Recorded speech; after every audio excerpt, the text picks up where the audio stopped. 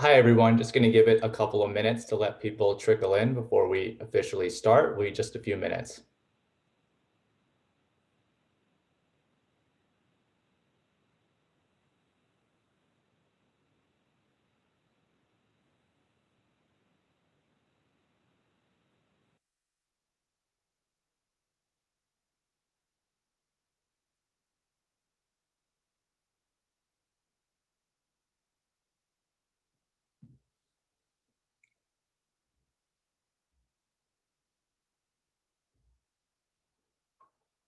Just going to give it another minute or so.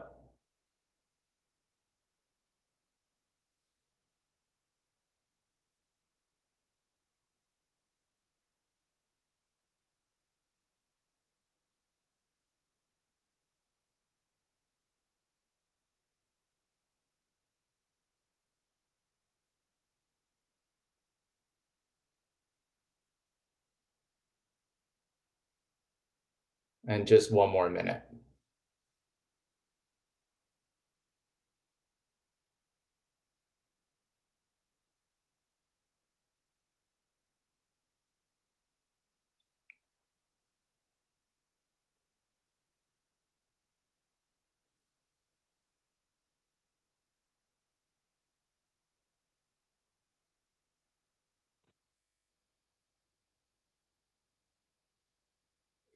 Okay, so let's get the event started for today.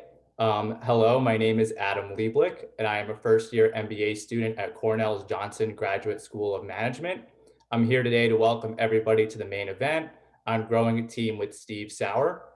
Special thanks to Cornell Engineering, the Cornell Johnson Graduate School of Management's Entrepreneurship Club, and Rev Ithaca Startup Works for creating today's event.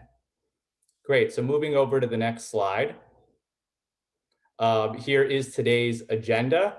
We will be joined by 5 entrepreneurs, all of whom have started exciting companies that are currently at different stages in their growth, funding, and development.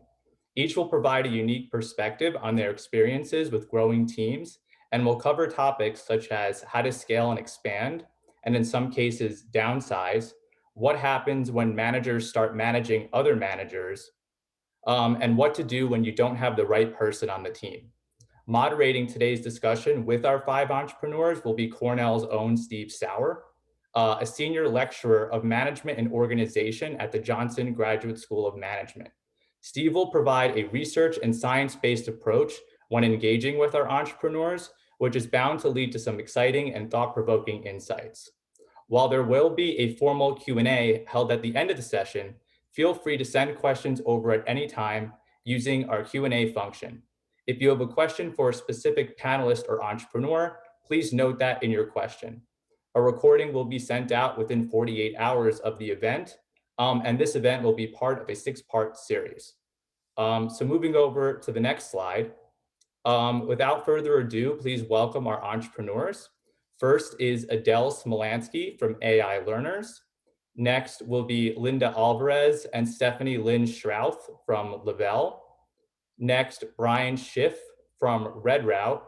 And last but not least, Adam Maher from Ursa Space Systems.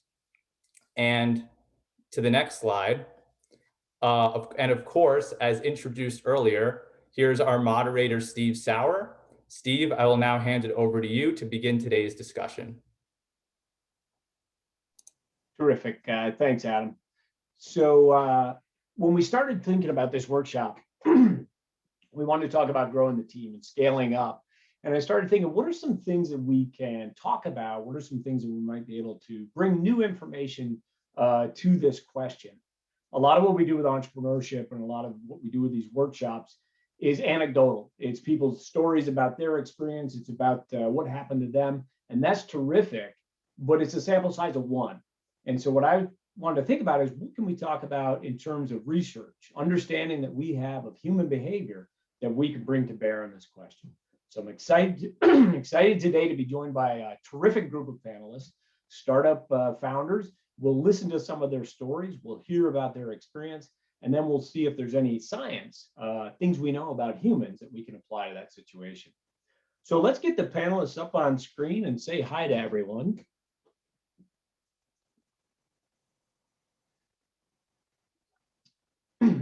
Excellent. So again, we got 4 companies. Linda and Stephanie are both founders of Lavelle, so they will represent Lavelle. And we got 3 other companies as well. I want to start talking about origin stories. The best place to start with any epic saga is with the origin story. And so let's start with Lavelle. Let's hear a little bit about your company. What do you do? What's your value proposition? Where are you now? How long have you been around? And how big is the company today? Sure, thanks, Steve. I'll take that. So Linda and I are Lavelle. We grew out of the Innovations and New Venture Creation course that's part of the EMBA Metro program at Cornell. We were on the same team, and our company provides sports nutrition products that are tailored for female endurance athletes. What we learned through customer interviews and then through subsequent research is that about 2.5% of sports nutrition is actually geared toward women. And so as a result of that, they suffer from myriad side effects. So our value prop is that we provide endurance and energy without a side serving of agony, because marathons are already hard enough. So marathoners are the ones that we are going after for our beachhead customer. We have decided that we wanted to move ahead with this probably around November. And we only recently got incorporated. So technically we have been around for about a week. There are, so yay, there are 2 of us right now. It's just Linda and me. Linda's the CEO and I'm all the other things. Excellent. Thanks, Stephanie. So just to be clear, you were part of a larger group in your exec MBA class, and then you downsized from there. Real quick before we move on, tell us a little bit about that split. Any acrimony there? Any trouble getting rid of the other folks? We didn't get rid of them. Right. It was much more about trying to find a good fit with the partnership, finding in terms of, team members that were both interested and interesting, so that they wanted to work on this, but also worked really well with us. And that's essentially how we got to this place. Terrific. Thanks. So appreciate that. Excellent. Congratulations on your 1-week anniversary. And we know you're going to grow the team. We'll talk a little bit about that as we move along. Let's move along to Adele at AI Learners. Tell us a little bit about the company. What do you do? What's the value prop? How long have you been around? And how many people are at AI Learners today? Yeah, hi everyone. So my name is Adele. I'm a sophomore at Cornell studying engineering. And so I'm the founder of AI Learners. I'm the sole founder. And right now our main value propositions are that we're trying to make learning fun, easy, and personalized for kids with disabilities. And we're specifically targeting young kids with disabilities. And we're trying to do this through online math games. So we make the games really fun. We try to have really good design, extra engagement, and make them really accessible. So I was actually inspired to just have this idea when I was in high school, because my younger sister has a severe disability, and she uses this special assistive device to help her speak, to help her use the internet, called eye gaze. It's an assistive technology. And a lot of games that she was trying to play just aren't compatible with her device. So then when I started learning how to code, I wanted to do something for her. And then in high school, I started doing this a little bit and realized I couldn't code well enough. So then took a pause on that. And then in college, restarted that this past summer. That was really where the development started. And then, so starting over the summer, I recruited a team through social media and a mix of through Cornell's listservs. We had 4 developers over the summer. And then we applied for eLab in the fall, and that's where we really started taking off. We did a lot of customer discovery. We had some business team members, some engineers, and we did a lot of interviews, and we really understood what we were trying to solve, like the exact problem and how we could attack that problem. And so then we developed a huge list of features that then over the winter we really developed. And over the winter we had a team, we went to a team of 15 people, all on 14 undergrads and 1 grad student. And we made a lot of progress over the summer. over the winter, and now we are actually recruiting again. We've already received 30 applicants and we just started. So the goal for the summer is to have about 15 to 20 people on the team, at least half of which are working full time. Got it. So rapid growth of this team. And just to be clear, I don't think anybody's getting a paycheck yet. Is that correct? No, so we actually are not even a legal entity yet. I sent my first email to a lawyer yesterday, so we should be in that process and should be completing that in a week. But yes, everyone has been unpaid over the summer. We might try to do some small grants, but for the most part, it is just an unpaid internship. Got it. Excellent. So let's switch now to a little bit more of a veteran, I guess. We'll go to Adam at Ursa Space. Adam, Ursa's been around a while longer, is quite a bit bigger. Tell us a little bit about Ursa. Many people in this ecosystem know the company, but take us back. Tell us what the company does, how long you've been around, and how big you are today. Yeah. So thank you for having me here today. So what we do at Ursa here. So kind of our goal is really to enable our users to be able to monitor and discover the changes in the physical world globally. So if you think about what's going on with COVID right now, we're all stuck in our homes, but then there's so many individuals who are still doing business where they're trying to do something over in China, it could be in the Middle East. And, how do you know that this factory is operating, not operating? So that's what we do as a company. We've built this, we've gone around the world, we've built this, what we call virtual constellation of satellites. And we take care of all the hard part. If you want to go take a satellite image, analyze it, use it.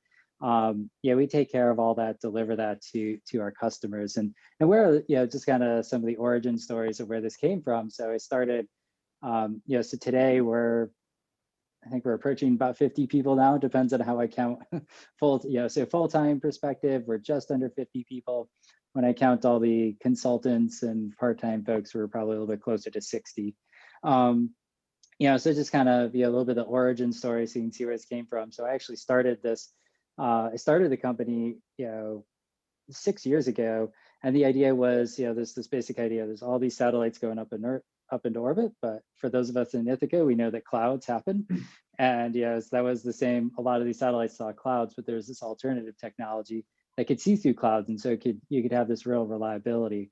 And so at first, we set up the team and we said, hey, we're going to go build satellites. But then, as we started getting into the project, started working with more customers, we started realizing that actually wasn't, building another satellite wasn't actually the right solution to solve this problem. So we actually, but I guess a year and a half, 2 years in, we pivoted the company to really thinking about analytics because we just kept, meeting all these various customers who, you think about your own experience with Google Earth. You open up Google Earth, and you look, you open it up. You can go look at your house.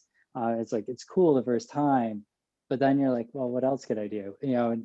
There's all the technology that if we could understand, the condition of your house, what's next door. But if I asked anybody in this telecom how many people actually know, could actually go tell me, hey, I could go buy a satellite image from here. So that's what we have pivoted the team to, and we've really grown the team, changed who is on the team and grown it into this world of where we're really delivering analytics around the world, which is really awesome. That's super. Thanks, Adam. So your startup core, your very core, is a little different. We've got Linda and Stephanie, who were part of a project in a course as part of their MBA program and split up from that. We've got Adele, who's a solo founder I love the reason that you started this company, Adele, and I think you just can't replicate that kind of passion. Adam, yours is a little different. How did you find your core? Where did that come from? So when I started this, so I started this on my own, and I had actually been in the space industry for almost 10 years at that point, building various spacecraft. And so went off and said, I'm gonna go start this company, do this on my own. And our first folks that we found, I actually found them through Rev. So when I started the company, I went off and we were going to go build satellites at the time. And that was my background. I knew how to build satellites, but I also knew that kind of one of the lessons learned from some of my friends who had started other companies is that that software element in the delivery of the data to the end users was really important. And I knew that that was where I was weak. I know, I had no, I designed and built satellites, managed, technical aspects of satellites, but I hadn't necessarily managed people, or I didn't have a really deep software expertise. And kind of the third characterization about myself is I'm more of I create a lot of ideas, which for an organization can create entropy too. And so when I started to form the team, it was that was kind of when I went out there. I do remember being very specific, like, okay, I need somebody. I need to find someone who has more experience in how to build operate a team, who understands things I don't know. Also need and also needed another individual who is very detail oriented and make sure that we step through the right pieces. And so actually through Rev, Brad Treat made some great introductions.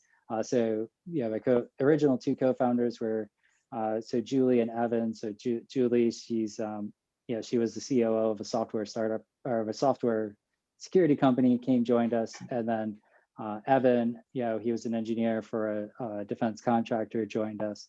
And then our fourth co-founder started a few months later. He was actually a good friend of mine from when I worked in the satellite industry in California, and he joined us as well. And that kind of made up our core 4 individuals that we started the company with. Got it. Thanks. So a very deliberative process. We're going to need these kinds of skills, these kinds of expertise. Let's get the team together for that. Now, Brian, at Red Route, yours is a little different story, I think. Tell us the origin story for Red Route. What is the company all about? How big are you today? How long have you been around? And how did your core founding team come about? Sure. Thank you. So I'm the CEO of Red Route. We automate customer service with voice AI.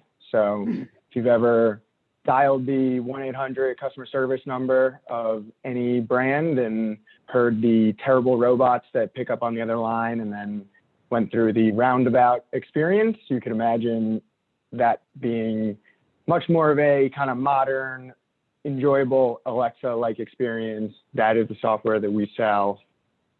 Our roots go way back to 2015, 2016. We were eLab graduates. I was an undergrad at the time, started the company with a couple fellow students, one of them a personal friend and another one the student that happened to live in the dorm next to mine. So went from there and then went through the eLab program, ended up majorly pivoting the business from one product to a completely different product, being what we're doing today in 2017, 2018 or so. And then we have since all graduated and moved on and continued to kind of build out the company and build out the team. And we're currently 13 full-time employees today. 13 today. Great. Thanks, Brian.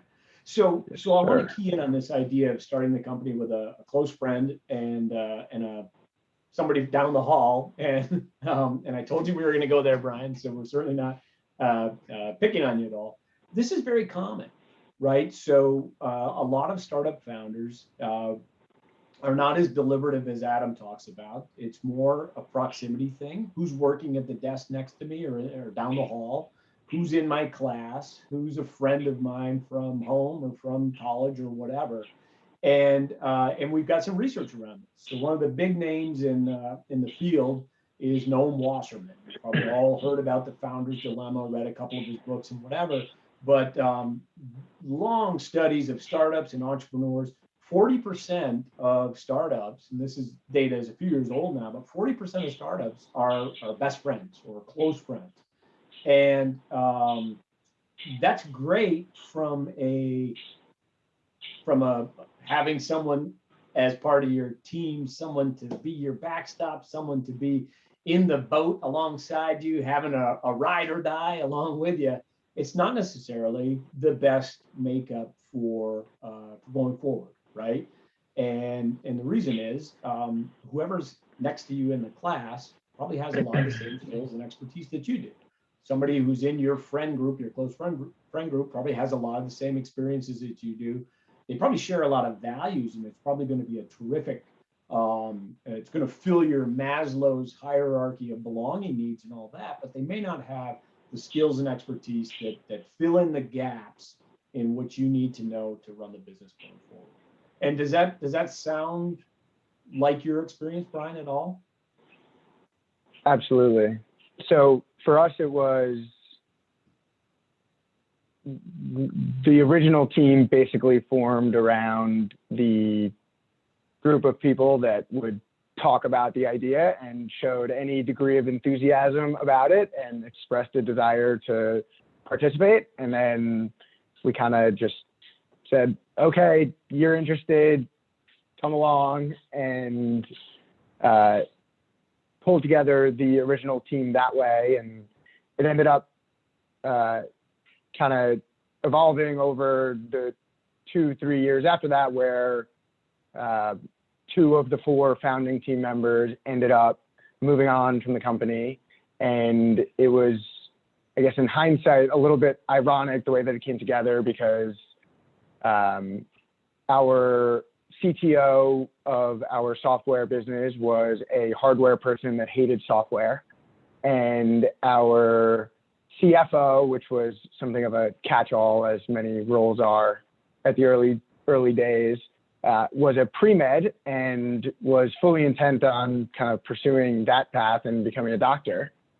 So we had misfits everywhere, not to mention the fact that we were a handful of undergraduate students that had 0 experience starting companies, and we were balancing it part-time alongside our obligations as students.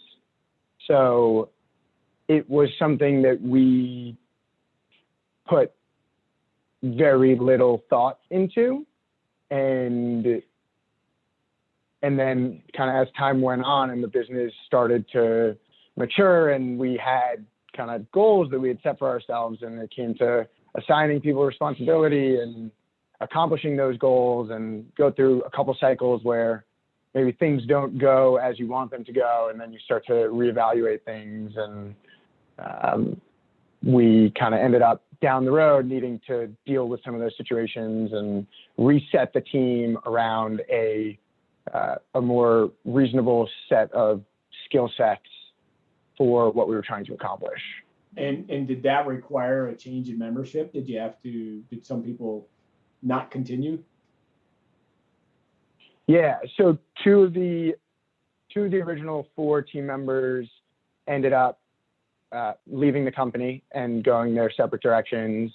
And part of that process was needing to manage the ownership and the equity in the company, right? So we were on a standard 4-year vesting cycle for all of us as founders, and they were there for anywhere from 18 to 36 months.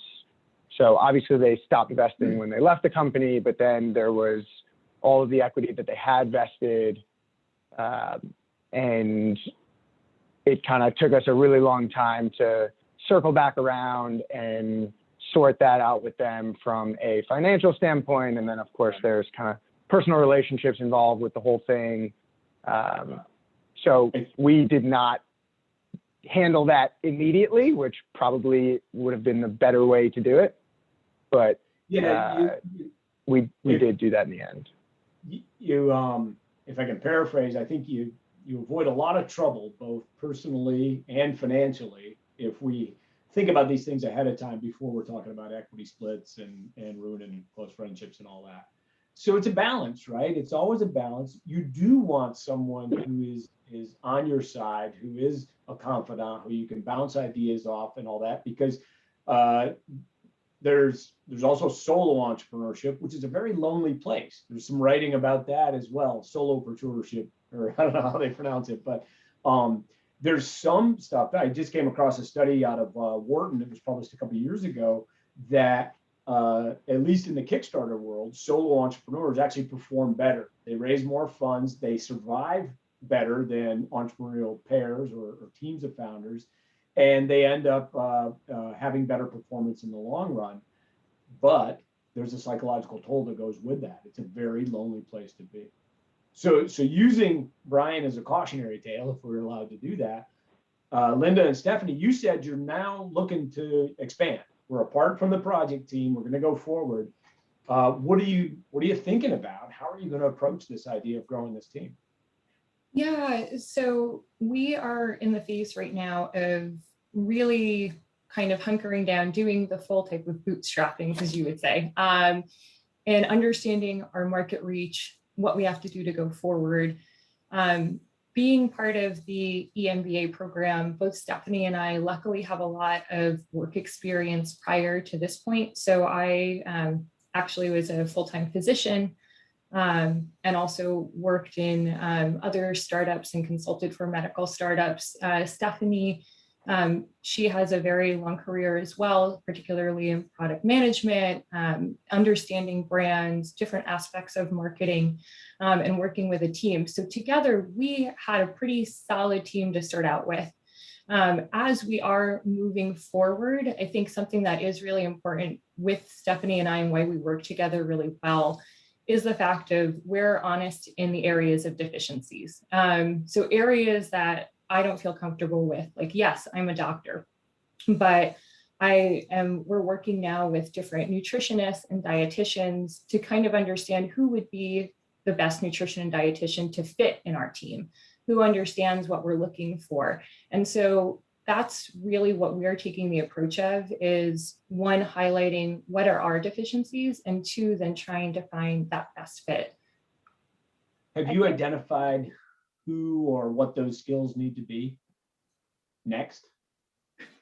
I have heard it in actually one of Ken's classes. A speaker said that entrepreneurship is like jumping out of an airplane and building your parachute while that's happening. And in some aspects, once we started to really get the ball rolling on this, we definitely have felt that. And so it's as we start to have different areas that we notice we don't feel comfortable in, we try to expand that and really look for advisement in those areas.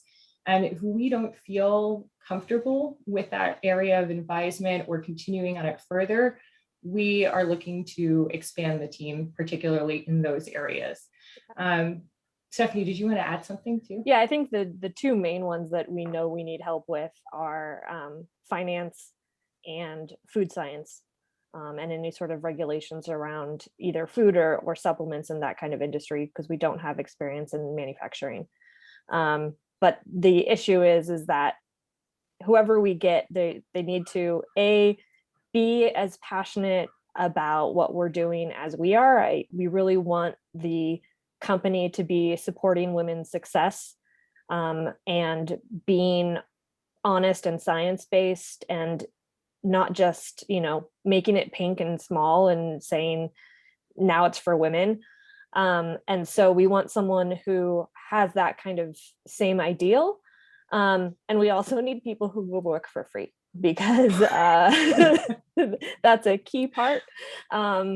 So that's going to be the issue, I think, is finding people that have, like Linda said, we're both relatively advanced in our careers, and finding people who are also relatively advanced in their careers and want to do things for free in their spare time for fun is going to be a little difficult, I think, which is why the mission is so important, because I think that's where we're going to find people who care about what we're doing. And to your let's point, go to one of our other panelists. We've got Adele here, who's got 15 people working for her for free.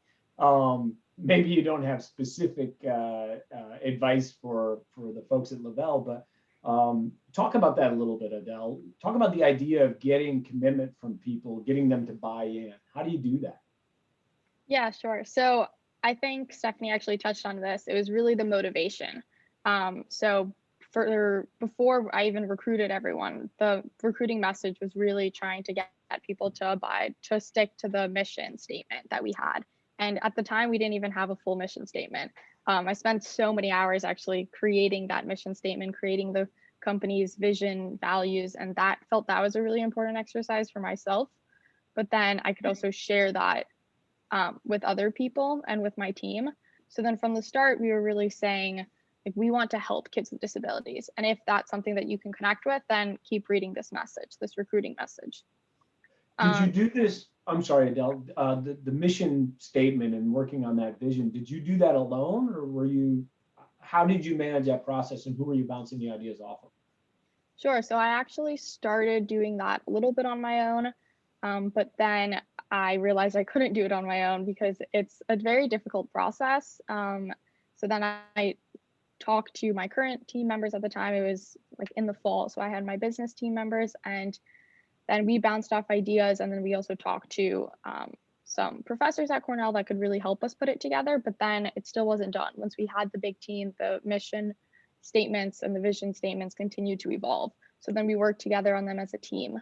And something else that we also did just last week was we all developed like objectives and key results together.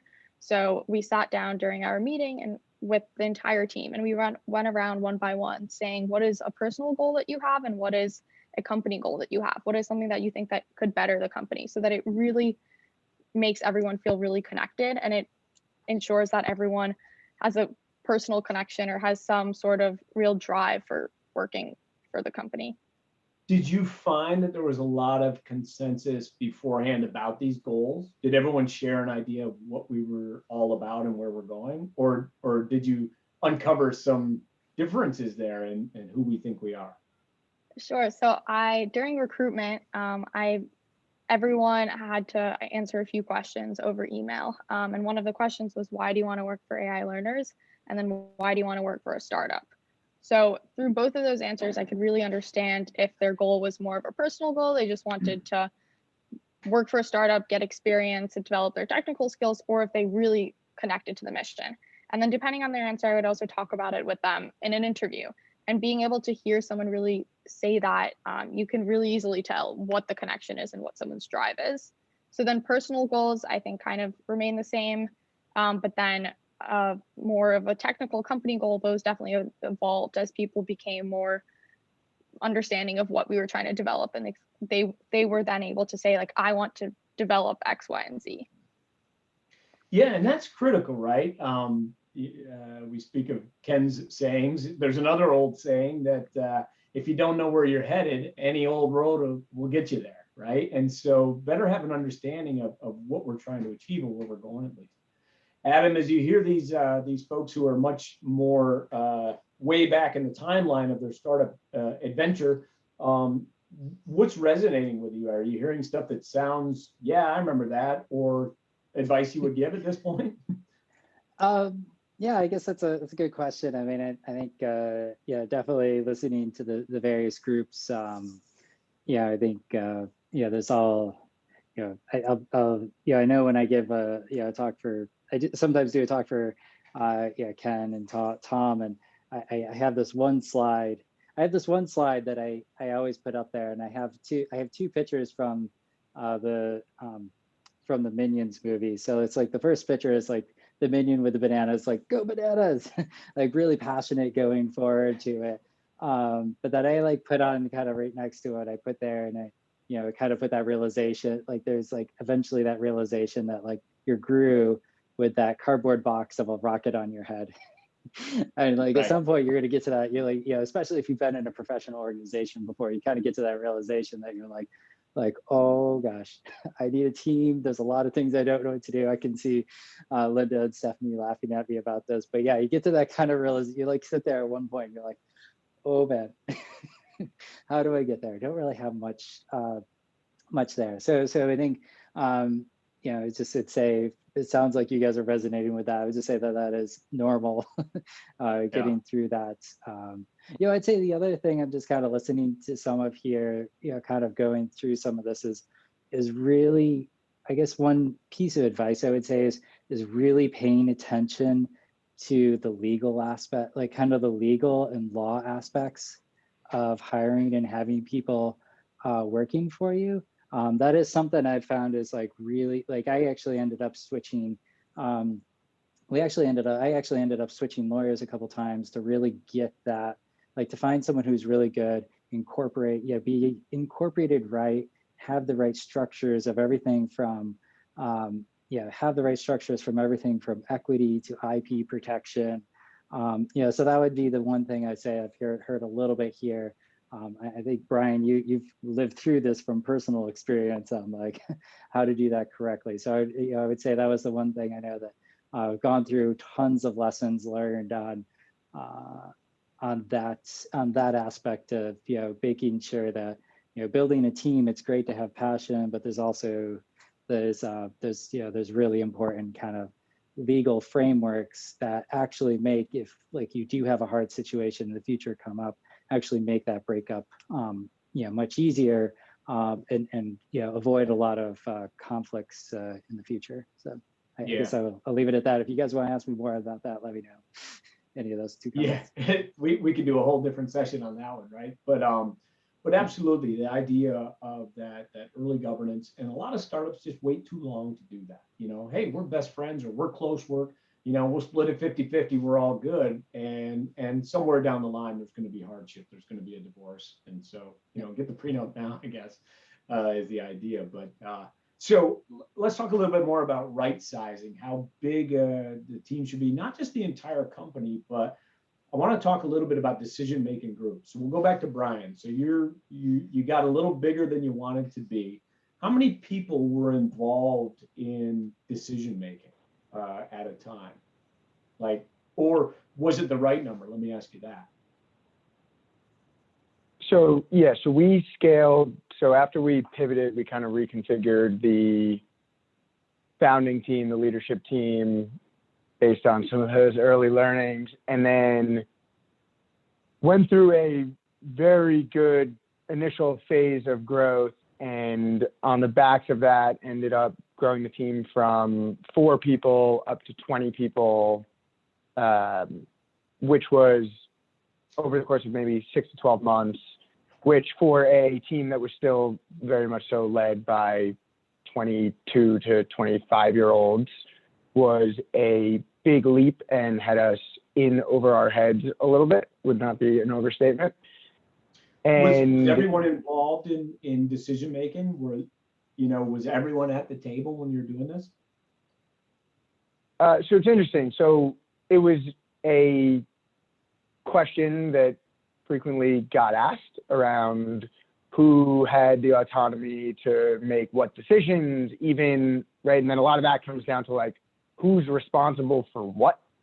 Kind of like basic questions that you need to answer when it goes from 4 people that are all working on one thing, because there's one thing that needs to happen if the business is going to take the next step and get to that next stage. And then suddenly you have 5 or 10 different very important things that are all going on, and there's decisions around what are the 5 or 10 things that make the cut and the other 50 that don't make the cut, and then who's going to be responsible for what. And you get into like roles and titles, and Adele talked about OKRs and like tracking the progress of work.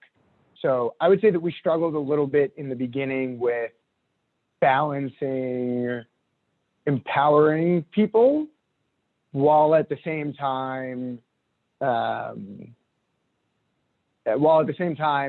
like not being shy around maybe some of the decisions that were going to be owned by the top, and we were going to make those decisions, and we would certainly explain why the decision was being made, but then we would move forward from that point. And then also kind of building in that accountability layer where it's like, okay, these are the things that we're doing. We're going to make somebody responsible for it, and we're going to measure it, and you're going to be accountable to that. And not to say that you're not kind of managing people and supporting people, but with that autonomy needs to come responsibility and accountability. So right. A whole world of things that need to be unpacked as you take that step. Yes, there's a lot of things here. Thanks, Brian. There's a lot of things here to kind of key in on. I'll ask the panelists, just give me one number. You can give me a range if you like, but what is the ideal group decision-making size? Not the size of your whole business. How many people is ideal for being around one decision, one problem-solving task, whatever? What do y'all think? What's your one number? Are we putting up fingers or? Yeah, nobody wants to go. Fingers would be fine. Go ahead. Let's just see it. What do you think, Brian? So I would say I'll go and then pass the torch if you will. So I think that there needs to be a single ultimate decision maker at the end of the day. And that obviously doesn't need to be the CEO every time. It should not be. Okay. With that said, I think that you can't say enough about the value of getting different perspectives and different opinions from people inside the business, also from people outside the business, advisors, customers, whoever it might be. Okay. So what's your number? And then one person makes the decision. Got it. Stephanie, what do you think? Well, right now, since there's two of us, two. Two is the right answer? Is but that I what you think, want? no, I think we want probably, 3 people, so we have a tiebreaker, and then a larger group of advisors. Stephanie's read her work from Simmel back in 1950, right? So a group of 2 is a group of 2, but they could be split. 3, so we have a tiebreaker. 4 allows 2 people to have coalitions, right? We can have a block. 5 allows coalitions and a tiebreaker. There's a whole bunch of signs. So got it. Good one. Linda, what do you think? What's your number? We were going with 3. I've been a part of teams where we had 4, and that just really delayed all of the work. And then doing it on your own, you want that type of soundboard. Yep. Got it. Adele? I think having one sole decision maker at the end of the day is good, but having those like very close advisors that could take some decisions is good too. And that could range from 2 to 4 people. Okay, got it. Adam, what's your number? Ideal group size. Ideal group size. Yeah, I mean, I think if ideal group to make a decision, I mean, I think as much as it's uncomfortable, I think 3 to 4. Somewhere in that 3 to 4 range is really good, but like, definitely with some sort of clear hierarchy at the end of the day, who's gonna, like, if there is a tie break, who's gonna make the tie break. So I think in general, like 90 for us, we have a strong group. It's always been somewhere in 3 to 4, been very agile. And it's every now and then that I have to, someone has to make a stronger decision. So and that jives. So I do a lot of teams research, and that's exactly where I land in the 4 to 5 range. And if you look at the science out there and what everybody else talks about, it's always around 5-ish, 4 to 5. So Catherine Klein is at Wharton, has done a lot of work in this. And the idea, she comes down, I think lands right at 4.5 as the ideal group. I'm not sure how you do that. But basically, if you have more than that, you start to lose individual performance. There's this thing called the Ringelmann Effect, which is if you add more people, they exert less effort, and coordination effects become a problem. So, the Ringelmann one is they put people on a tug of war rope, and they have you all pull as hard as you can. And if we do this individually, but then when we put people in a group, they pull less hard or whatever. But the idea is a coordination of efforts. And I think Brian was kind of going there as well, that as the group gets bigger, you've got to make sure you're coordinating the inputs of every person on the group, or you start to lose some of that. And part of this reason that this grouping is what it is, or the reason we see that, is because, I mean, if we want to go back evolutionary, we can go to Dunbar's number. So Robin Dunbar is a professor of evolutionary psychology at Oxford, and Dunbar's number is 150. The idea is that human beings can handle 150 relationships. That's the thing. And he takes it back to primate studies, and the bigger the brain is in the primates, the more they can handle relationships. But if you want to go really back into our hunter-gatherer ancestors, 150 is about the size of a village. And how many people can we fit around a campfire? Maybe 5 to 10. So we got these little campfires inside the village, and Dunbar got it from pro-social grooming and monkeys picking bugs off each other. But the point is, we can only handle around 150 relationships. When you take that and you cross it with Gray Kunis's idea that if I've got 5 people on a group, I've got to manage 5 different relationships, me and everybody else on that group. But I've also got to understand how every other member on that group gets along with everybody else. So I need not only to know how I am with Sally and Mary and Tom and Joe, but I need to know how Joe and Sally get along, and Mary and Tom. And then, so now we're 5 connections to 25 connections because they each have 5. And now I also need to know what happens between Tom and Sally when Mary is in the room. And so now it becomes exponential, and we're up to like 125 connections. And so we can only handle so many of these because our neocortex is only so big, and we'll leave it to Dr. Alvarez to tell us more. But basically there's some limitations. And so having too many cooks in the kitchen is not just an expression, it's actually based in a bit of evolutionary science and psychology. And so when we start talking about making decisions in groups or teams, want to think about that sort of size impact, and what does that mean for individual effort? What does it mean for coordination effort? Are we going to be able to manage all these inputs? Now, there's always an it depends, and we know this, right? In business, it depends. And it really depends also on the task and on the expertise of the folks and what they're working on. And so a group of advanced engineers who know their science really well and know their tech really well probably don't need to be managed very actively.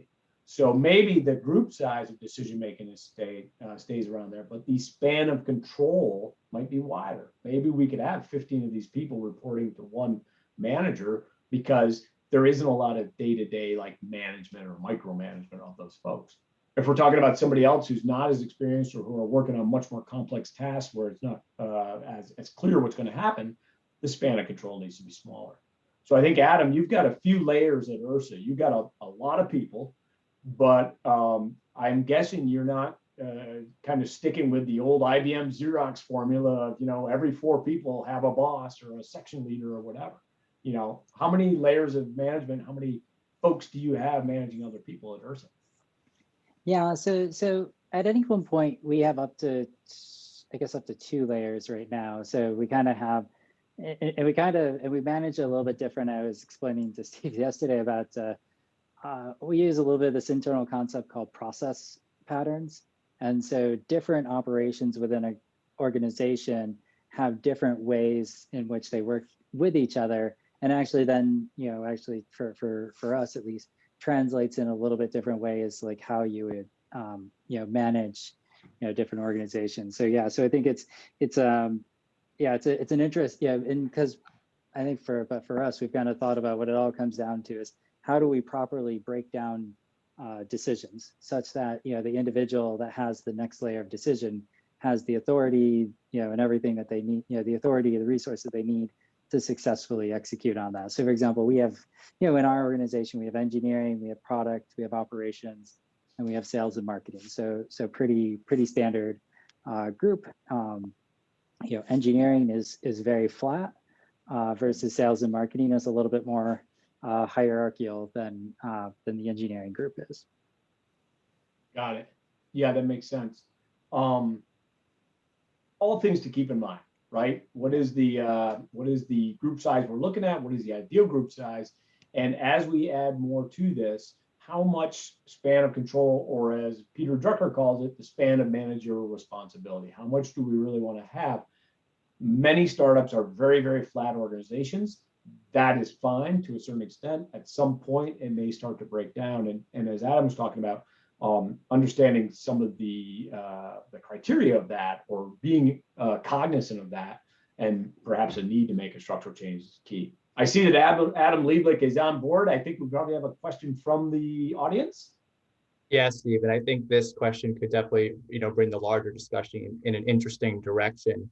So we have a question from the audience about working remotely and how to scale remotely, especially given the environment that we're working in, and maybe how to work with maybe some team members of the team are centrally located versus some other workers that are working remotely, or the whole team is working remotely, and how that's managed. And any of the panelists, feel free to take that one. Great. Who wants to talk about that from the panel? I would actually love to talk about that. Sure. So we were always remote. We started recruiting remotely. We started working remotely, but it was actually quite challenging at first. It's hard, I guess, to motivate people to work together when you're virtually. And a big thing that I wanted to stress was teamwork and collaboration. So at the beginning of the winter, really tried to force people to work together. I scheduled meetings for other people to be on a Zoom call together. But then something that we created that went really well was having office hours. So project managers within like the 15 people, we would have a few projects. They would have to schedule office hours every single day, whether that would be for an hour or 2 hours a day. They needed to have something in the calendar. And at first, people weren't really coming in, but now everyone really started coming into that, and there's been a lot more collaboration. And now that all of us are back on campus, we started meeting in the eHub in small groups, and really just like sticking with that office hour idea and just having work sessions together. So that initial push at the beginning, even though it took, I guess, like 3 weeks to really try to get people to do that, it really helped. And then people got a lot more excited to work together. And now that we're able to meet in person, it just continues that drive to want to work together. Great, thanks, Adele. Excellent. Other panelists, other reactions to that, or what are you all doing?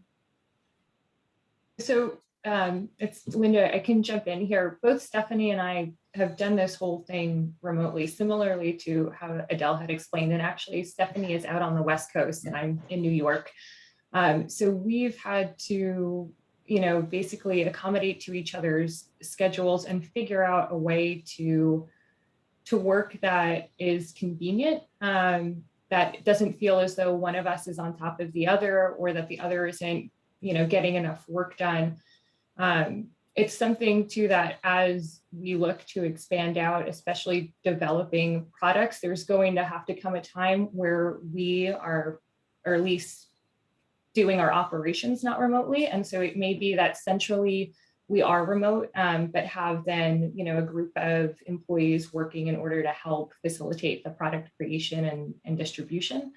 So it is something that we are looking at, and I love hearing how Adele created those office hours and how successful that was. Yeah, terrific. Thanks, Linda.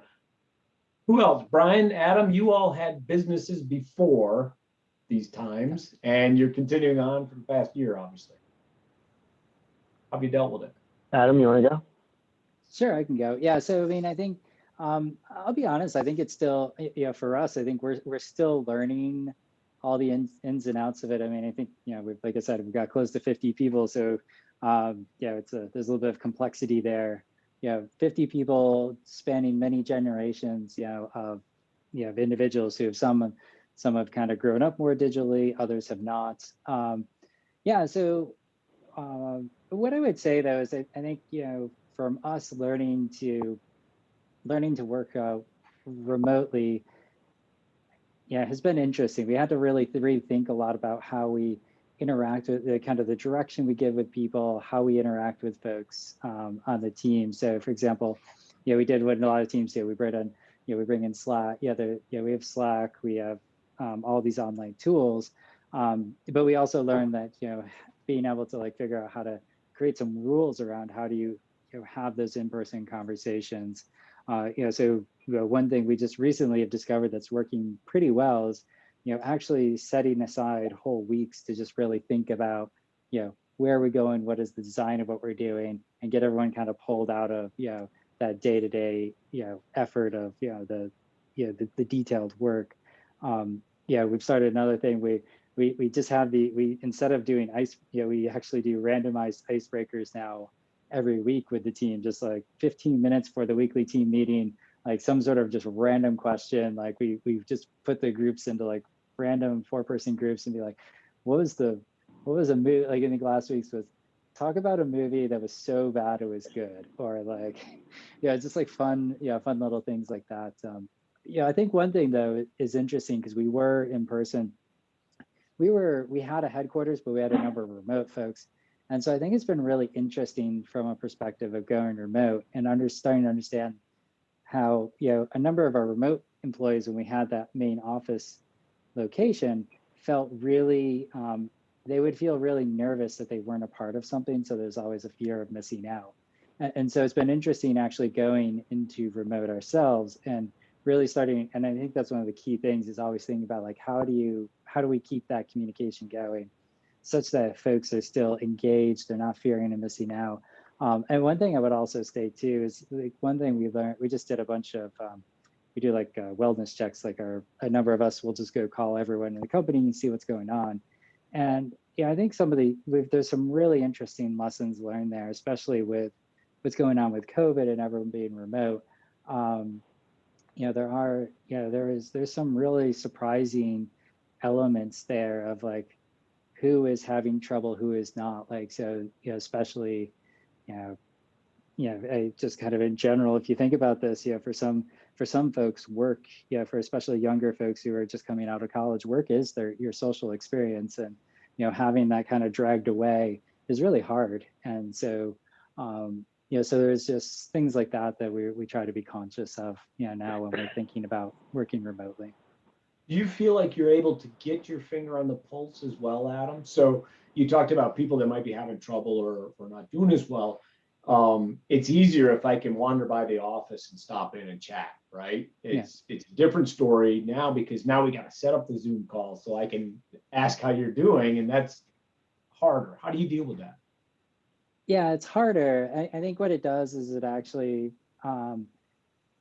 it's put a lot more emphasis in like really understanding and thinking about who your second layer managers are, both both who are your formal managers and both who are like really the informal leaders within the organization, and really starting to understand, and really starting to understand who those individuals are that can, even in remote times, can bring the team together, and even, in some cases, making the necessary changes to, allow people to take on that role, that they were doing informally, maybe in a more formal way of, of being that, glue that holds the team together. And so I think that's, it's, to be honest, it's still a work in progress. It's, it's hard in a remote environment to really maintain that, cohesion, that trust that teams need. But there are definitely ways to make it work.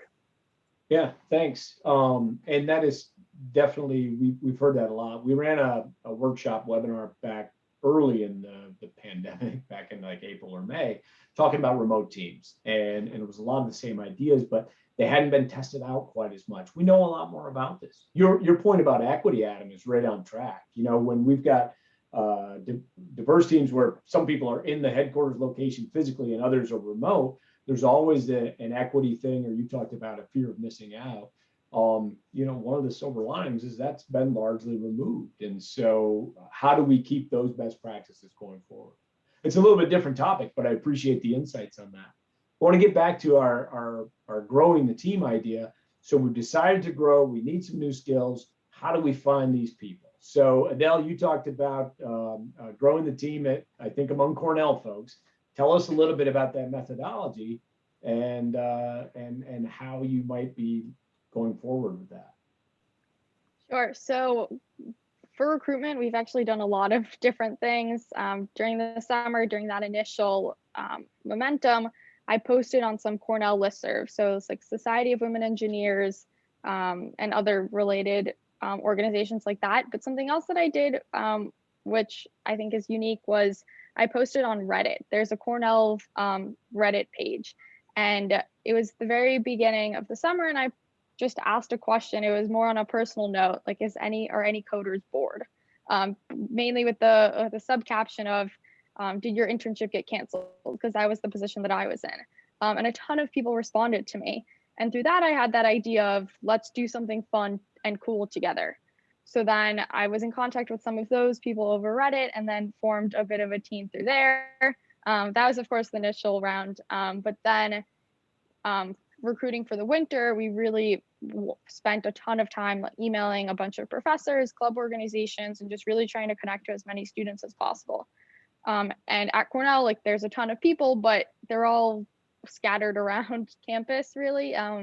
So I tried to figure out the best way to contact everyone. So we have a list of over 100 professors that we email and ask to send our title and blurb to their students. And then we also emailed a lot of organizations as well, saying, hey, can you just post a message in your group chat, or just send this out to everyone? So it's, when we first talked about this, I was, hey, more research. there's a guy named Mark Granavetter, and many of you may have heard of Granavetter's theory of weak ties. So Granavetter did work at Stanford back in the 70s. And the idea there was we've all got these networks of close acquaintances, friends. And we know from our study of primates that we can handle 5 good friends, good close friends. We can handle 15 who are still pretty close to the core and we feel good about. And we can handle up to 150 according to Dunbar, which he describes as if you saw them in a bar, you wouldn't be embarrassed to go share a drink with them. So that's our friend groups, right? But Granavetter is a network theorist, and his thing around weak ties is we've got these close networks of people that we have strong ties with, but they're a lot like us. So they're in our same network. They know the same things, the same experiences, same backgrounds, everything else. Opportunities, ideas for innovation, job opportunities are going to come from the weak ties. That is the friends of the friends, the second level. Today, it's illustrated very clearly in LinkedIn. You all know who your LinkedIn first degree contacts are, and then you've got your second degree contacts. And that's really where the source of a lot of, again, opportunities, ideas, innovative thoughts, and everything comes from that. I did a little looking up on this, so I was thinking about this LinkedIn idea, and the average LinkedIn connections, the number of first degree connections for LinkedIn folks, 930. So I looked that up, 930 on average. And what do we got? 165 million users of LinkedIn. So let's say that we got 930 connections for the average LinkedIn person. Every one of their connections has 930 connections. So let's make it 1,000 because it's simpler. That's 1 million connections. That's 1 million second degree connections, right? 1,000 of my connections, people I met at a conference, had in class, met at some talk, whatever. Every one of them has 1,000 connections. I've got 1 million connections of people that I could reach out to and say, hey, so-and-so, you know this person in the plastics industry, and I'd like to talk to somebody there. And they could say, hey, plastics person, my friend Steve wants to talk to somebody in your industry. Or, hey, I'm looking for somebody with finance skills and startup stuff who's willing to work for free. and people can reach out and make those connections. You all know this. You're all playing the network game. I'm not teaching anything new, but let's not underestimate or fail to recognize the sheer size of this thing, and especially how it's mediated by social media today and how we can work with it. And also recognize that a lot of your best connections are going to be those second degree connections. And those weak ties can be really important in terms of finding people as fits or whatever. Brian, what do you? How are you going to grow the team? Where are you finding folks? Because we're out of the dorm now. What's next? Yeah, so I think as we think about growing the team now and kind of scaling up, I would say that our thought process, like I'm hearing some of the other panelists talk about, it's really, right, especially when you can't be paying people, it's about passion and alignment and finding somebody that kind of has that similar flame burning. And that was very much so our approach, even in the 4 to 20 stretch. And I would say that was kind of where we misread it. I think that is the right approach when you're going from 1 to 4, when you're looking for product market fit, building out that MVP, getting your first customers.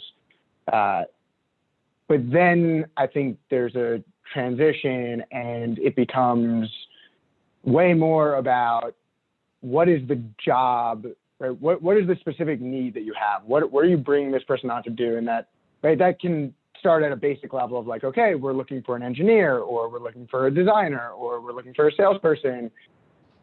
But in a lot of cases, and really in the important roles, the strategic hires, the executive level hires, the thinking goes a step further and it says, what exactly is the company trying to accomplish in the next 12, 18, 24 months?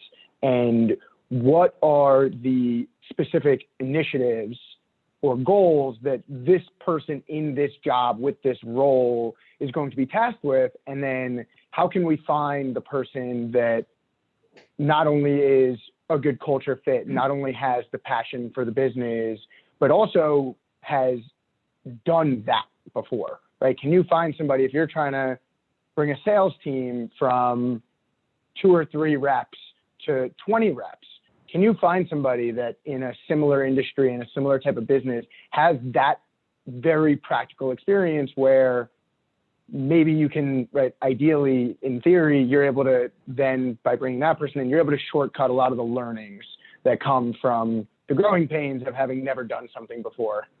So for us, there's the very obvious, like, match skill and expertise to the job, hire engineers to be engineers, which should be basic, but somehow we missed the boat on that one the first time.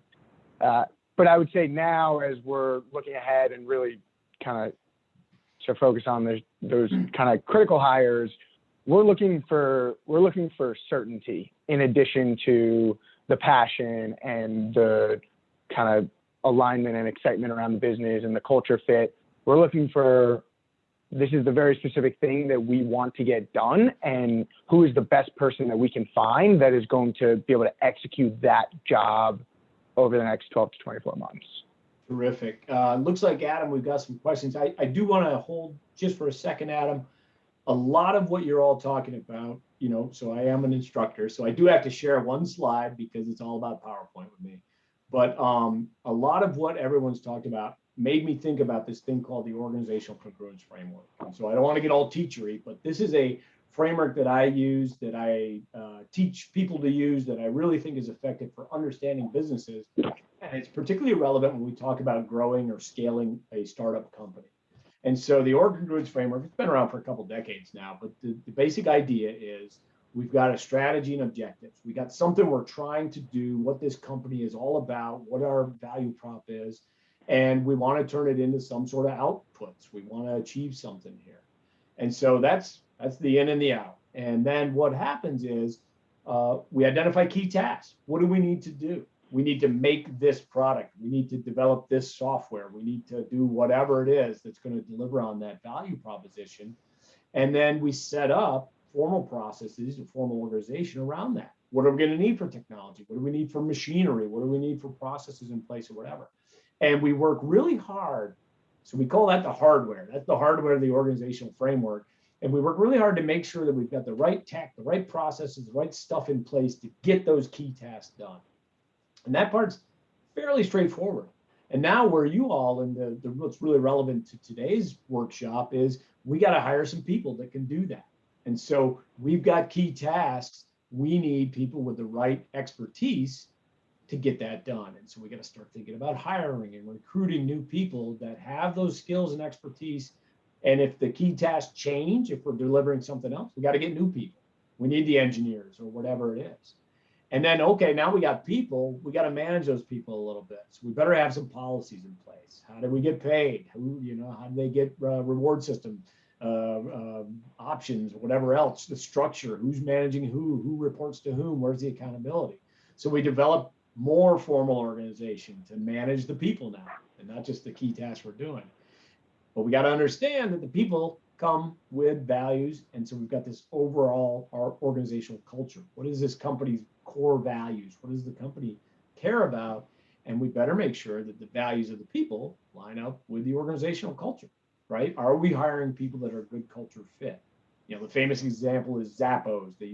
Now they're Amazon, they're bought by Amazon, but they sell shoes online. But they would give people $3,000 at the 90-day mark to leave Zappos. And if people took the offer and got their $3,000 and left, great. They weren't a great cultural fit. So we better make sure that the org culture and the people's values that are working here is a good fit. And that's important for congruence. And then there are norms for behavior. This is how we do things around here. This is how stuff gets done. Those norms right now at a small startup stage are pretty clear. You know, there's really a lot of how we get things done is we all just work our butts off and get it done. But at some point, as you get bigger and bigger, that's not going to be the driver or the motivation for all the people. They're going to be different norms, different ways that we do things.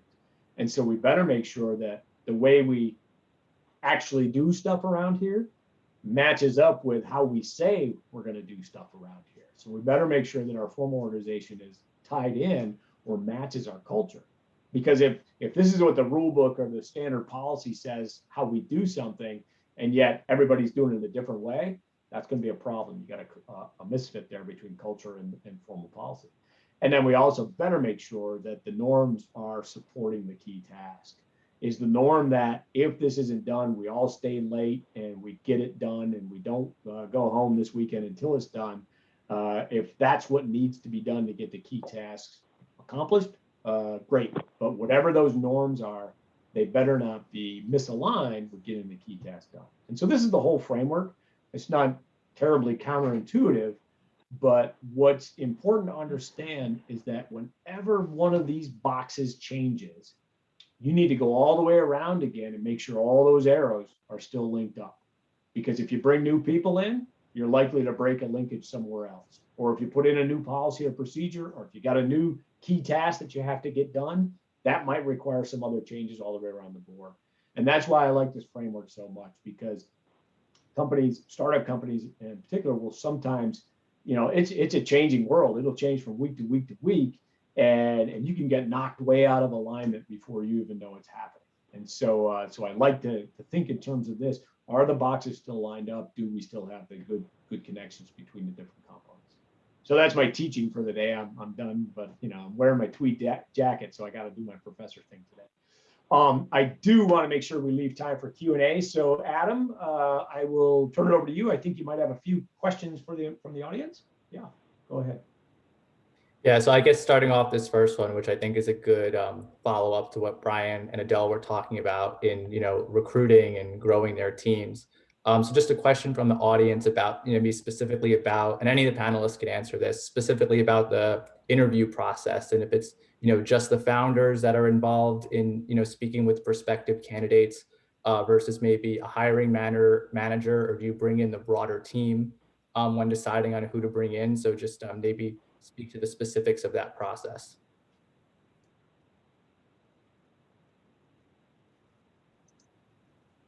Who wants to handle that one? I can go real quick because I probably have interviewed and hired the most people here on the panel. So I think overall from an interview and hiring standpoint, I would say for us it's actually changed over time. I think a lot of folks have, I know a lot of folks we've hired have said we have a very thorough process. So usually what we do is, we have some sort of initial, very early on, there's, whoever is looking for someone to get hired, and one of the founders, myself or my co-founders, we usually meet with that. We usually meet with an individual pretty early on and say, okay, do we think this is a fit or not a fit? And then, I think, and then what we do is once we say, okay, we really are pretty sure that this is, the right person we want to bring in, then what we do is we actually have a large portion of the team, at least the team that person's going to work with, meet the individual. And a lot of times we find that doing some of that in a group scenario is really interesting, because it brings a very different dynamic versus the one-on-one versus the group brings a really different dynamic. And so that's our basic what we do. So myself or my co-founder, we interview anybody before they get hired full-time. We're part of that process pretty early on. And then just because it is, people are our most important asset. And so, just gotta make sure that's really important to us. Great. Other insights, others? Adele, how are you handling it? I think what Adam just said is people are the most important assets. That's the most important part. So I will definitely be at all of the interviews. I want to make sure that I review the resume, the application questions of everyone. This time around, we actually made a very expansive application. So the first time I was recruiting, I just had people send me their resume, and then I followed up with a few questions, and then I had an interview with them if I wanted to. And now we expanded the application process. There's some general questions and then field specific questions to really gauge their technical capabilities. But then going into the interviews, I'm there, and then one other person that would be there. Now what we have as VPs. So it would be 2 people in an interview, and we're doing them for about 15 to 30 minutes. We're actually starting the ones for this new round tomorrow. But really the main goal is to figure out how we like them. And then of course, make sure that they have the field specific skills, but it's really about like, do they fit in with the company and do they have that personal drive? Something that actually Nick Nikitas said, he's a Cornell professor. He said, ask yourself 2 questions going into an interview. 1, would you have a beer with them? And 2, would you trust them to watch your dog over the weekend? And when I first heard that, I thought that was a little ridiculous, but then I went into a few interviews and I realized that was the best advice someone ever gave me. Like, I really answered those 2 questions after each interview and I had my answer of whether I wanted to hire them or not. Right. Nice. Thanks. Adam, any other? I was gonna say maybe one. I was gonna maybe add on to that. One thing I kind of learned too with kind of the interviewing and hiring folks that maybe hasn't. You talked about growing teams. I think one lesson we've learned is actually growing too fast. Mm-hmm. You know, so I think a lot of folks have been there. So one thing I've learned is, I know they always say like kind of, growing the team slowly is, one thing I've started, I think we're starting to, kind of, if I look back at things that have gone well, things that went good, I think it's sometimes good to bring a couple people in so they kind of form a click together. But at the same time, I think it's also really important to think about, like during that interview process, I also am thinking about, okay, do we have the resources and time to like properly onboard that person? Because I always have to think like when you hire somebody, they're actually not actually going to be able to provide, a really meaningful be super meaningful contributions for a few months, for some time, period of time afterwards. So anyways, it's an interesting balance. I've seen a lot of companies just hire too fast, too quickly, because every time you hire somebody, it changes your culture, and you can be really quickly, you can be in a different culture if you haven't thought about that, like hire and then onboard the individual. Yeah, the onboarding thing I think is key. We often overlook that, but when cash is tight, which it always is, you're looking for the return on the investment, and so you're looking to get that productivity out of that new employee as quickly as you can. And sometimes we shortcut the onboarding, and it takes 4 months, 5 months before we're actually getting good output from this new hire. You're better off spending the time to onboard properly, and not just like, okay, we're going to add you to Slack and here's your company login. That's not going to do it. You got to make sure that you can get as much productivity out as quickly as you can, because that's a return on your investment. Well, because I think the other side of it too is like sometimes as a business, it's more important to like reach that next, like we're learning, it's sometimes more important to like reach that next, some sort of next milestone versus, there's a certain amount of effort that gets distracted into onboarding somebody. And so hiring hiring a new person isn't always going to actually increase the productivity of the organization. Great point. Thanks. Adam, any other? I had a couple things. I had a couple things I was going to add there. Oh, yeah. Jeez, I didn't want to cut off. Were you still going there, Adam?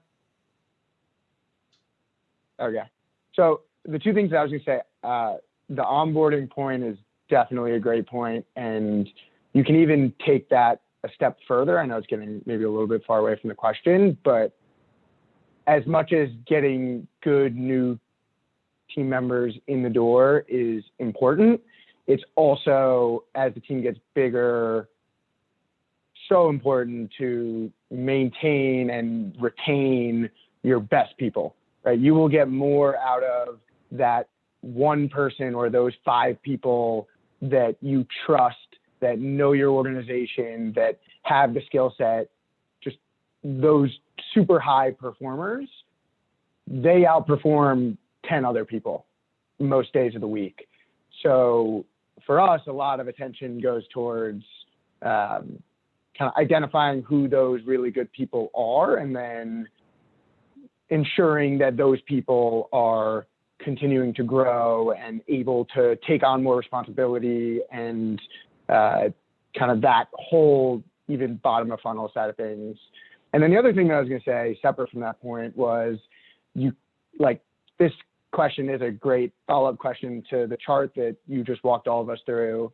And I was sitting, listening to some of the other folks and reflecting on kind of our process. And there's no question that it is very different today than it was a year ago or 3 years ago. And as you said, when the kind of key tasks that need to get done, when something in that quadrant changes, then suddenly everything else needs to change, right? So I've been at the stage where it's like, I'm going to review every resume, I'm going to be in every interview, and I'm going to sign off on every single hire. And that's a very, like, that's the right approach when you're going from one person to 4 people or 5 people or whatever it might be. But then the picture looks different when you're bringing on more folks and you're balancing that with a bunch of other initiatives that are going on, and the entire process changes and the people that are involved and all of that stuff. So I just think it's a nice practical example of the chart that you just walked us through. Yeah, great. Thanks, Brian. Let's get some more questions from the audience, Adam. Sure. So the next question is, there is a lot of evidence that flatter organizations work better, especially for startups, than the more hierarchical organizations, typically for larger corporations. How have you all balanced the question of giving employees ownership and autonomy versus get decisions made quickly mentality of hierarchical systems? Okay, got it. Linda or Stephanie, you want to take us on? I know you're not there size-wise, but you got to be thinking about this.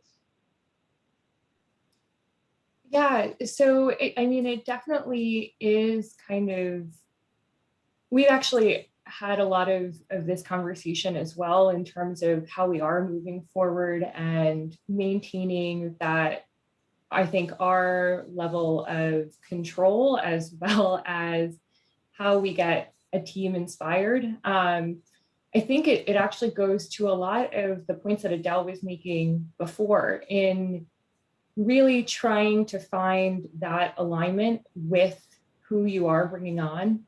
So, you know, of course, financial alignment is pretty easy, but there are also risks that are involved with that, especially when you are in the early stages of a startup company. And so that's something too that you really have to be thinking about. You know, I think Stephanie and I work together really well because we, no pun intended, we level set whenever we need to kind of go back and forth in an agreement or in a decision. And once you kind of, I think, start bringing on more people that have a little bit of more of a stake, you kind of lose that clear mission and that clear goal of what you're going on for. So it's a balancing act. It definitely is. I don't know, Stephanie, if you want to add anything to that. Just that, you know, Linda and I have a shareholders agreement so that we do have some governance over what's going to happen around shares and stuff. And if, you know, one of us suddenly disappears, goes to Bermuda, and which sounds really nice, that would need to be altered anytime we start bringing people on. I think, I don't know, in my opinion, and this might be a bit naive, we're so far away from having any sort of hierarchy other than, you know, just right now, the two of us. We're going to have like one person per department initially, and, you know, you can't have hierarchy when it's one person. So that's kind of a problem that I'm not really thinking about too much yet because I've got enough other ones to deal with. Yeah, I agree. Adam, any thoughts on this? Yeah, I was gonna say, this is one that I think I recently had kind of a recent epiphany after I met some good advisors, and what they were talking about is that it's not I think when you look at flatter versus hierarchy, it's not an either or, actually. It's actually a cycle. And so one of the things we were talking, so one of the things I think I've kind of realized is that, and this is why I was talking about this idea of, it depends on the work you're doing. It depends on what you're developing and what that group of people is developing. And so sometimes, I think what we've now learned is that sometimes it is better to have that hierarchy. There's certain times where that traditional hierarchy, that waterfall approach, is the right way to go. But then there's certain times when more of that flatter organization, the agile approach is the right way to do it. And actually, there's even methods depending on how you're developing. Actually internally, we actually have a blended waterfall agile method that we actually use a blended flat hierarchy, like not a pure flat, not a pure hierarchy. We actually blend it, different groups, different processes a little bit. And that actually is, really been, for today, that's the great thing. Will I it know a change, year and a half. Adam? Will you change that structure as the needs change or as the tasks change? Yeah, exactly. Yeah, I will change that structure as the needs and tasks change. So even within like a development cycle, we'll even within a development cycle, we'll actually spend part of the time where we'll be looking and structured a little bit more hierarchical, and we'll spend part of the time in more of that flatter agile development. And that's the thing. I've actually talked to a number of advisors I've worked with other companies.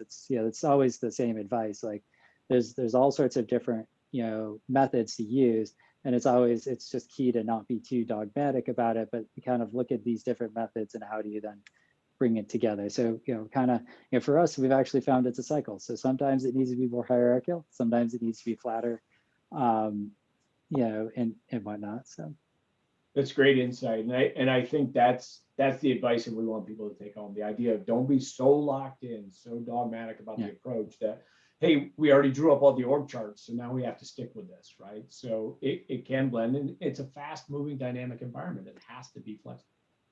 Yeah, and I think we've also found that there's a formal org chart and there's an informal org chart that develops within each company. So good one. I think we have time for one quick question, Adam, and then we'll wrap it up. Do we have any more from the audience? You're on mute, sorry. Yeah, I could ask this last question here. Can you share your thoughts around how to develop basic policies for employees in a startup? A basic set of SOPs are critical for efficient operations, especially if there's any manufacturing involved. How does a startup set these up? Panelists want to approach that one? I'll take that one because I was hoping you would ask that one, because I think this is probably, I think one of the I think this is probably the thing I wish I had done better. Okay. over my starting of an organization, and actually, and just even other startups, I've seen other startups not pay attention to the legal framework of the company, the pay of the employees, and it just those are the companies I've always seen things go bad with. And so so I would say there's a few different things here. There's a whole lot of honestly, there's a whole lot of things to think about. So I think some of you have talked about there's ownership, like how do we think about who's going to own what? But then I think there's also ideas about IP, especially whose IP is it? Like how is that clearly defined? I think then there's also a lot of just like simple stuff. You talked about like the culture of working all night. Like what is things like what are vacation policies? What are flex hours going to be? What are and then there's all the legal ones of just making sure that there's so many policies that are just legal. There's just so many policies that are just legal in nature. You basically need there's a whole handbook. And so what I would say, there's a couple of different advices I would give on how to set it up. So one, I would say, so for us personally, for us as an organization, we use what's called a PEO, or professional employment organization. And the cool thing with that is they take care of all the legalities. As a startup, I kind of like it because what it does is it takes care of all the legalities, making sure we paid somebody correctly. They have a standard handbooks, you can work through them, and you can basically get this whole series of standard policies, everything from, maternity leave to, paternity leaves to, if you have people working in multiple, so for example, if you're working remote, one of the things, that's really hard to do is actually, if you have people working in different states, you actually have to register in each of those different states. And if you don't register in the different states, then you can actually be liable for all sorts of interesting taxes, and your employees can be actually liable for taxes as well, if not set up properly. So what I would say is, it would you just sit down and you think about, if you're an employee of a company, all the things you'd want to know, like how do I get paid? When do I get paid? What's my vacation? what are we going to do for, what are you going to do for health? Do you provide health insurance? Do you provide 401ks? Do you, the answer doesn't always have to be yes. And then just all those other things, like what if, how, what is the, like, so simple other ones, like when you do your offer letters, being very clear in your offer letters, this is their job description, and being very clear about having things like, this is at will employment. And if you don't have so if you don't have those things in the letters, then there's a lot of legal implications to it. So I would say with all of that, so there's HR consulting organizations, there's PEOs, there's a number of areas. I highly recommend kind of working with one of those groups. They have or even a lot of law firms have standard, have that, like they'll have like a standard handbook. And, if you just go through and fill out that handbook, you get kind of like 90% of what you need.